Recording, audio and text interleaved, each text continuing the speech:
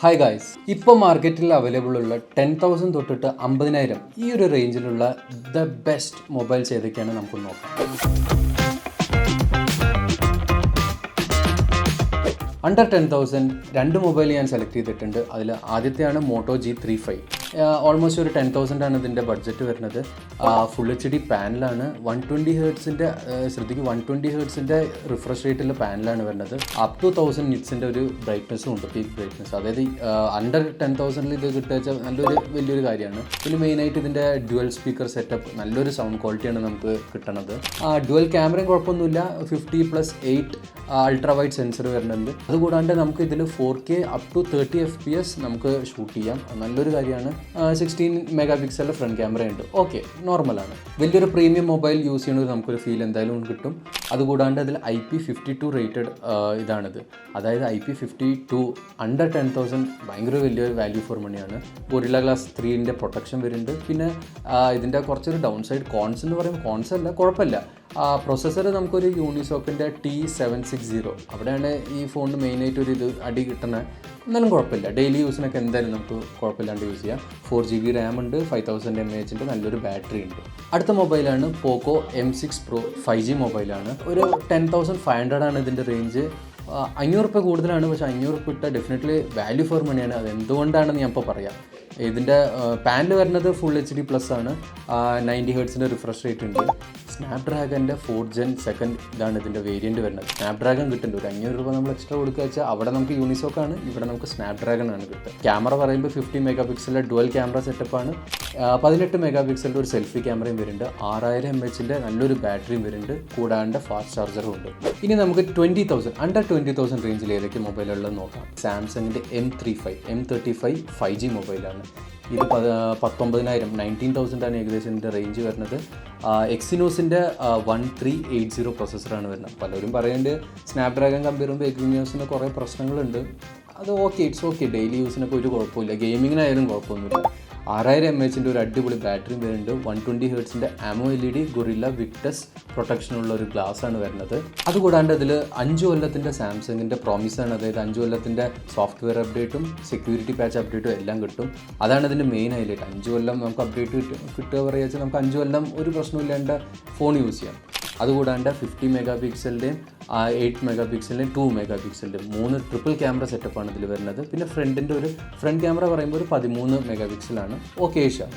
ഈ രണ്ട് മൊബൈലാണ് അണ്ടർ 20,000 എനിക്ക് ബെസ്റ്റായിട്ട് തോന്നിയത്. അടുത്തത് 30,000 അണ്ടർ 30,000 ദി ബെസ്റ്റ് രണ്ട് മൊബൈൽ. ആദ്യത്തെ വരുന്നത് റെഡ്മി നോട്ടിൻ്റെ 14 Pro Plus ആണ്. ഇത് ഏകദേശം ഒരു 30,000 ആണ് ഇതിൻ്റെ ബഡ്ജറ്റ് വരുന്നത്. 6.6 ഇഞ്ചിൻ്റെ 1.5K 3D കേർവ്ഡ് AMOLED പാനലാണ്. കേർവ് ഡിസ്പ്ലേ ആണ്. അപ്പോൾ ഗെയിമേഴ്സൊക്കെ ഒന്ന് ശ്രദ്ധിക്കുക, ഗെയിം കളിക്കുമ്പോൾ കേർവ് ഡിസ്പ്ലേ കുറച്ചൊരു ബുദ്ധിമുട്ടാണ്. ഇത് മോർ ഓവർ എൻ്റർടൈൻമെൻ്റ് ആണ്. നമുക്ക് മൂവീസൊക്കെ കാണുമ്പോൾ നല്ല അടിപൊളിയായിട്ട് കാണാം. അതുകൂടാണ്ട് ഇതിൽ 120 ഹേർട്സിൻ്റെ ഒരു ഡോൾബി വിഷൻ HDR10+ൻ്റെ ഒരു കിടിലം ഡിസ്പ്ലേ ആണ് കിട്ടുന്നത്. 3000 നിറ്റ്സിൻ്റെ ബ്രൈറ്റ്നസ്സും ഉണ്ട്. അതുകൂടാണ്ട് ഗൊറില്ല ഗ്ലാസ് വിക്ടസ് 2ൻ്റെ ഒരു പ്രൊട്ടക്ഷൻ വരുന്നുണ്ട്. സ്നാപ്ഡ്രാഗൻ്റെ 7th Gen 3 പ്രോസസ്സറാണ് ഇതിൽ വരുന്നത്. അത് അടിപൊളി. 6200 mAh കിടിലം ബാറ്ററി. ഇത് സിലിക്കൺ കാർബൺ ബാറ്ററി, അതായത് ലേറ്റസ്റ്റ് ഇറക്കിയ ടെക്നോളജിയാണ്. വെയിറ്റ് കൂടാണ്ട് അധികം mAh കയറ്റുക. അതിന് സിലിക്കൺ കാർബൻ്റെ ഇതൊരു പ്രത്യേകത. 6200 mAh ബാറ്ററിയാണ് വരുന്നത്. പിന്നെ IP68 റേറ്റഡ് ഉള്ളൊരു മൊബൈലാണിത്. ക്യാമറയുടെ കാര്യം പറയുക വെച്ചാൽ ട്രിപ്പിൾ ക്യാമറ സെറ്റപ്പാണ്. 58 മെഗാ പിക്സൽ. നല്ല കിടിലം ക്യാമറ ഷോട്ട്സ് ആണ് ഇതിൽ നമുക്ക് ഔട്ട്പുട്ടായി വരുന്നത്. ഫ്രണ്ട് ക്യാമറ ഒരു 20 മെഗാ പിക്സലിൻ്റെ ഒരു ക്യാമറയാണ്. അതുകൂടാണ്ട് മെയിനായിട്ട് ഇതിൽ മൊത്തം AI-ൻ്റെ ഫീച്ചേഴ്സ് കിട്ടും. മൊത്തം AI-ൻ്റെ കാലമാണല്ലോ. AI-ൻ്റെ ഫീച്ചേഴ്സ് കുറേ ഇൻക്ലൂഡ് ചെയ്തിട്ടുണ്ട്. അടുത്ത മൊബൈലാണ് OnePlus Nord 4.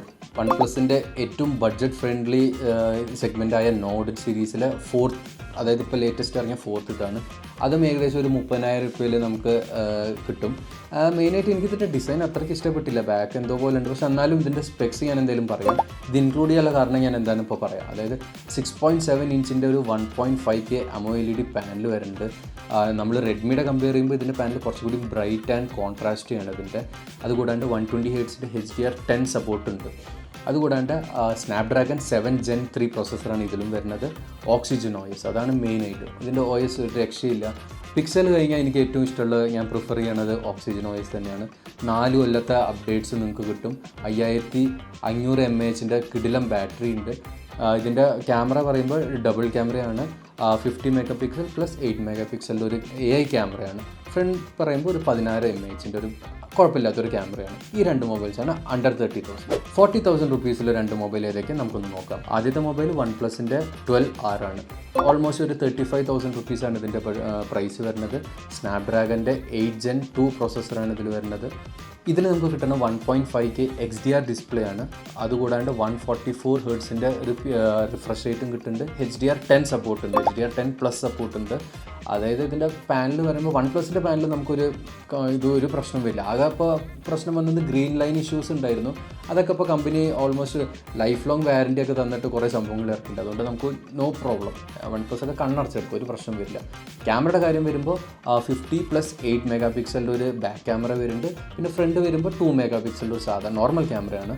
5500 mAhൻ്റെ ഒരു ഡീസൻറ്റ് ബാറ്ററി ലൈഫ് ഇതിൽ കിട്ടുന്നുണ്ട്. ഓക്സിജനോസ് ഉണ്ടായതുകൊണ്ട് നിങ്ങൾക്ക് ബാറ്ററി ലൈഫ് അങ്ങനെ പേടിക്കേണ്ട ആവശ്യമില്ല. ഇതിൽ വിട്ടുപോയ കാര്യം, ഇതിൽ ഗൊറില്ല ഗ്ലാസിൻ്റെ ഒരു നല്ലൊരു പ്രൊട്ടക്ഷനും കിട്ടുന്നുണ്ട്. അടുത്ത മൊബൈലാണ് iQOOൻ്റെ Neo 9 Pro. ഇതും ഏകദേശം ഒരു 34K ആ ഒരു റേഞ്ചിൽ വരുന്ന മൊബൈലാണ്. സ്നാപ്ഡ്രാഗൻ്റെ 8 Gen 2 പ്രോസസ്സറാണ് വരുന്നത്. AMOLED പാനലാണ്. 144 ഹെർട്സിൻ്റെ ഒരു കിടിലം ഡിസ്പ്ലേ ആണ് ഇതിലും വരുന്നത്. OnePlusനെ കമ്പയർ ചെയ്യുമ്പോൾ ഇത് അത്രയ്ക്ക് ഇല്ലെങ്കിലും പക്ഷേ ഓക്കെ. ക്യാമറ പറയുമ്പോൾ 50 മെഗാ പിക്സൽ പ്ലസ് ഒരു 8 മെഗാ പിക്സലിൻ്റെ ക്യാമറയാണ് ബാക്ക് വരുന്നത്. പിന്നെ ഫ്രണ്ട് ക്യാമറ വരുമ്പോൾ ഒരു 16 മെഗാ പിക്സലിൻ്റെ ഫ്രണ്ടും വരുന്നുണ്ട്. കുഴപ്പമില്ല, നോർമൽ നല്ലൊരു ഇത് ഡീസൻറ്റ് കിട്ടും. പിന്നെ 5160 mAhൻ്റെ ഒരു ബാറ്ററി കിട്ടുന്നുണ്ട്. ഫോണിൻ്റെ മെയിൻ ഹൈലൈറ്റ് അതിൻ്റെ പ്രീമിയം ലെതർ ബാക്കാണ്. അത് ഫോൺ എടുത്ത് നോക്കുമ്പോൾ നമുക്ക് എന്തായാലും ഒരു പ്രീമിയം ഒരു ഇത് ലുക്കാണ് കിട്ടുന്നത്. നിങ്ങൾക്ക് എവിടെ പോയാലും നിങ്ങൾക്ക് സുഖമായിട്ട് അടിപൊളിയായിട്ട് യൂസ് ചെയ്യാം. 50,000 അടിയിൽ നമുക്ക് കുറേ ഓപ്ഷൻസ് ഉണ്ട്. അതിൽ എനിക്ക് ഇഷ്ടപ്പെട്ട രണ്ട് മൊബൈൽ ഞാൻ സെലക്ട് ചെയ്തിട്ടുണ്ട്. അതിൽ ആദ്യം വരുന്നത് iQOOൻ്റെ 13, iQOON 30. ഇപ്പോൾ ലേറ്റസ്റ്റ് ഭയങ്കര ബഹളമൊക്കെ ഇതായിട്ട് ലോഞ്ച് ചെയ്ത സാധനമാണ് iQOOൻ്റെ 13. 52,000 റുപ്പീസാണ് ഇപ്പോൾ ഇന്ത്യയിൽ ലോഞ്ച് ചെയ്തപ്പോൾ വന്നത്. കിടിലം സ്നാപ്ഡ്രാഗൻ്റെ 8 Elite, അതായത് ഫസ്റ്റ് ഇപ്പോൾ ലേറ്റസ്റ്റ് പ്രോസസ്സറാണ് 8 Elite പ്രോസസ്സർ. അത് iQOOക്കാർ എന്തായാലും കൊടുക്കുന്നു. അതുകൂടാണ്ട് Quad HD+ പാനലാണ്, AMOLED panel. LTPO സപ്പോർട്ടുള്ളൊരു പാനലാണ്. അതായത് ഇതിൻ്റെ ഡിസ്പ്ലേ എന്ന് പറയുമ്പോൾ ഒരു രക്ഷയില്ല, നോ കോംപ്രമൈസ് ആണ് ഡിസ്പ്ലേ. അത്രയും കിടിലം കളേഴ്സൊക്കെയാവും. അതുകൂടാണ്ട് ഇതിൽ 144 ഹെർട്സിൻ്റെ ഒരു റിഫ്രഷ് റേറ്റും വരുന്നുണ്ട്. ക്യാമറയുടെ കാര്യം പറയാച്ചാൽ ഒരു ട്രിപ്പിൾ ക്യാമറ സെറ്റപ്പാണ്. 50 മൂന്നും 50 സെൻസറാണ്, 50 മെഗാ പിക്സലിൻ്റെ സെൻസറാണ്. കിടിലം, നോ രക്ഷ. അതുകൂടാണ്ട് 32 മെഗാ പിക്സലിൻ്റെ ഒരു ക്യാമറയും വരുന്നുണ്ട്, ഫ്രണ്ട് ക്യാമറ. ക്യാമറയുടെ കാര്യത്തിലും കുഴപ്പമൊന്നുമില്ല. ഞാൻ യൂസ് ചെയ്തപ്പോൾ എനിക്ക് തോന്നിയത് ഇതിൽ കുറേ AI ഫീച്ചേഴ്സ് കുറേ ഇൻക്ലൂഡ് ചെയ്തിട്ടുണ്ട്. അതുകൊണ്ട് one of the best AI features ഉള്ള മൊബൈലാണ് ഈ സെഗ്മെൻറ്റിൽ. അതുകൂടാണ്ട് ബാറ്ററിയുടെ കാര്യം പറയുമ്പോൾ 6000 mAhൻ്റെ ഒരു ബാറ്ററിയാണ്. സിലിക്കൺ കാർബൺ ടെക്നോളജിയാണ് ഇതിലും വരുന്നത്, ലേറ്റസ്റ്റ് ടെക്നോളജിയാണ്. IP68, 69 ഈ രണ്ട് പ്രൊട്ടക്ഷൻ, അതായത് വാട്ടർ ആൻഡ് ഡസ്റ്റ് ഒരു രീതിയിലും ഒരു പ്രശ്നം വരാത്ത രീതിയിൽ അങ്ങനെയൊക്കെ കമ്പനിക്കാർ പറയും. പക്ഷേ എന്നാലും നമ്മൾ യൂസ് ചെയ്യുമ്പോൾ നോക്കി യൂസ് ചെയ്യുക. പ്രീമിയം ഡിസൈനാണ്. ഇതിൻ്റെ ബാക്കിൽ നമുക്ക് ക്യാമറയുടെ അവിടെ ഒരു റൗണ്ട് LED സ്ട്രിപ്പ് ലൈറ്റും കാണാം. അതായത് ഇപ്പോൾ ഇറക്കിയിൽ വെച്ചിട്ട് ഒരു വെറൈറ്റി ഫോണാണ്, കാണാനും നല്ലൊരു പ്രീമിയം ടച്ചാണ്. അടുത്തതായിട്ട് iPhone 13 കുറച്ച് ടൈമായി ഇറങ്ങിയിട്ട്, എന്നാലും ഞാൻ ഇൻക്ലൂഡ് ചെയ്യാൻ കാരണം ഐഫോണിൻ്റെ നമ്മുടെ സ്മൂത്ത്നെസ്സും ഐഫോണിൻ്റെ ആ OSൻ്റെ ഇതും നമുക്ക് ഒരിക്കലും ആൻഡ്രോയിഡിൽ കിട്ടില്ല. ഇതിൽ ഐഫോണിൻ്റെ കുറിച്ച് മെയിനായിട്ട് പറയുക എല്ലാവർക്കും അറിയണ പോലെ A15 ബയോണിക് ചിപ്പാണ് വരുന്നത്. ഒരു പ്രശ്നമില്ല. ഇപ്പോൾ നിങ്ങൾക്ക് 2 കൊല്ലം കഴിഞ്ഞിട്ട് iPhone 13 വാങ്ങാച്ചാലും ഞാൻ റെക്കമെൻഡ് ചെയ്യും. കാരണം iPhone 13 ഞാൻ പേഴ്സണലി യൂസ് ചെയ്തതാണ്. നല്ലൊരു മൊബൈലാണ്. ഇതിന് മെയിൻ എനിക്ക് ഇഷ്ടപ്പെട്ട ക്യാമറ വെറും 12 മെഗാ പിക്സൽ, അതായത് ഡുവൽ ക്യാമറ സെറ്റപ്പാണ്. 12 മെഗാ പിക്സലിൻ്റെ 2 സെൻസറാണ്, ഒരു one of the best sensor. iQOOനെക്കാട്ടിലും ഞാൻ ഐഫോണിൻ്റെ ക്യാമറ നിങ്ങൾക്ക് അറിയാമല്ലോ, 2 ഇതാണ്. അതുകൂടാണ്ട് ഫ്രണ്ട് ക്യാമറയും സെയിം 12 മെഗാ പിക്സലാണ്. ക്യാമറയുടെ കാര്യത്തിൽ കിടിലാണ്. പിന്നെ ഇതിൽ IP68 പ്രൊട്ടക്ഷൻ, വാട്ടർ റെസിസ്റ്റൻ്റ് ആണ്. ആ ബാറ്ററി ഡെഫിനറ്റ്ലി iPhone mAh കുറവാകും, പക്ഷേ ഐഫോണിൻ്റെ ഇത് OS ഒപ്റ്റിമൈസേഷൻ ഭയങ്കരമാണ്, കിടിലാണ്. ഐഫോണിൻ്റെ അപ്ഡേറ്റ്സിനെ കുറിച്ചിട്ട് നമുക്ക് പറയേണ്ട ആവശ്യമില്ല. കാരണം ഐഫോണിൻ്റെ അപ്ഡേറ്റ്സ് എന്തായാലും 4 to 5 കൊല്ലം എന്തായാലും നിങ്ങൾക്ക് കിട്ടും. ഈ രണ്ട് മൊബൈലാണ് അണ്ടർ 50,000 എനിക്ക് ബെസ്റ്റായിട്ട് തോന്നി. സോ ഇതൊക്കെയാണ് 10,000 തൊട്ടിട്ട് 50,000 റേഞ്ചിലുള്ള one of the best mobiles എനിക്ക് തോന്നിയത്.